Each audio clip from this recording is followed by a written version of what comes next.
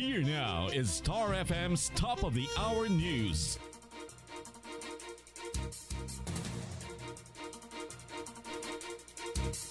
Magandang umaga mga ka-Star Nation ng ating Philippine Standard Time. 6 minutes after 9 in the morning. Ako po si Star DJ Ethan Gray para sa ating Top of the Hour News at narito na ang ating mga headlines.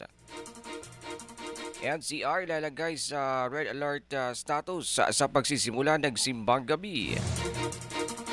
5 missing matapos naligo sa dagat sa Lianga, Surigao del Sur natagpuan na. At 12 mag-aaral ng Marawi at Iligan City ligtas na nakauwi sa lungsod ng Dipolog.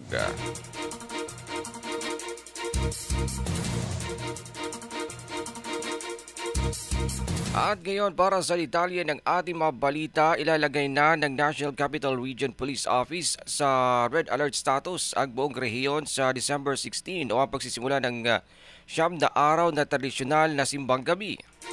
Sinabi ni NCRPO Chief Police Major General Jose Milencio Nartatis na bawat simbahan ay may mga nakatalagang kapulisan para magbantay sa mga nagsisimba. Ang nasabing hakbang ay kasunod ng nangyaring pambobomba sa Mindanao State University na ikinasawi ng 4 na katao. Walaan niya silang intensyon na takutin ang mga tao sa paglagay ng red alert status dahil ito ay normal lamang sa kapulisan tuwing mayroong mga malalaking okasyon. Nasa 75% ng mga kapulisan naglalabas para magbigay ng seguridad sa iba't ibang lugar sa bansa.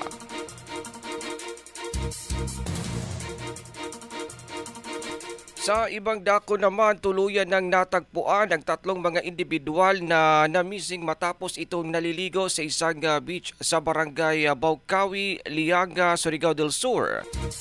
Nakilala mga biktima na sina Carl Dave Hingpit, Philip Ayan Hingpit at Reggie Permito Jr. parehong taga barangay San Vicente, Prosperidad, Agusan del Sur. Napag-alamang may selebrasyon noong linggo dahilang naliligo ang taga Prosperidad, Agusan del Sur kahit na may malalakas pang aftershocks matapos ang 7.4 magnitude na lindol.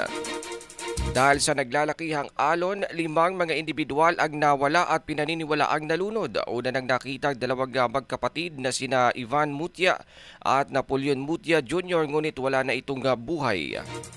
Ang mga rescuer galing sa Municipal Disaster Risk Reduction and Management Office o MDRMO sa Prosperidad, Agusan del Sur nagsasagaw kahapon ng retrieval operation at bandang alas 6:35 ng umaga nang natagpuan ng mga mangingisda 2 biktima habang isa ay dumagsa sa beach kung saan sila naliligo.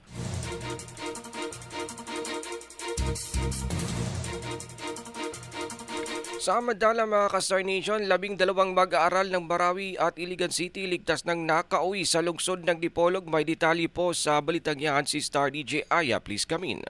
Ligtas na nakauwi ang 12 estudyante sa lungsod ng Dipolog matapos magpadala ng response team si Mayor Dar Dexter Uy sa Mindanao State University o MSU Marawi City.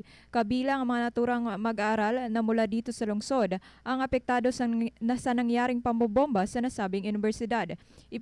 Ipinadala ang response team nitong Lunes kasama si SK Chairman Reinhard Hungoy para makauwi ng ligtas ang mga estudyanteng nag-aaral sa Marawi at Iligan City na humingi ng tulong sa lokal na pamahalaan ng Dipolog. Batay sa ipinost sa FB page ni na Mayor Uy at SK Chairman Hungoy, ligtas na nakarating sa lungsod ang 12 estudyante. Dagdag pa, ipinaabot nila ang kanilang pasasalamat sa alkalde sa aktibong aksyon upang sila'y makauwi ng ligtas. Kung matatandaan, binomba ang gymnasium ng Universidad ng MSU Marawi nitong linggo habang isinasagawa ang misa na nagresulta sa pagkamatay ng 4 na tao at pagkasugat ng 43 iba pang individual. At yan muna ang ating update. Ito si Star DJ Aya para sa number 1 and most trusted radio network in the country. Bombo Radio Philippines, Basta Radio. Bombo!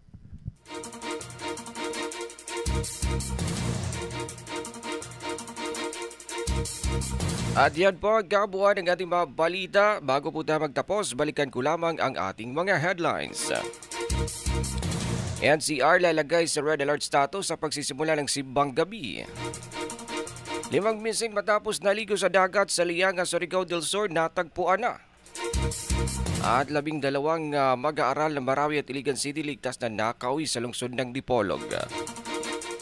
Star Nation, para sa ibang balita, pwede po tayo maglogon sa ating official website at www.bomboradio.com o di kayo naman ay makinig sa ating Bombo Network News. Samantala mga ka-Star Nation, Christmas is a time for sharing, giving gifts for everyone. What matters now is this Christmas we share the love. sa ating Christmas countdown, 19 na araw na lang po ay Kapaskuhan na. Ako po yung tagapagbalita, Star DJ Ethan Gray. Magandang umaga, Dipolog City. What matters now is this Christmas we share the love. The top of the hour news on Star FM.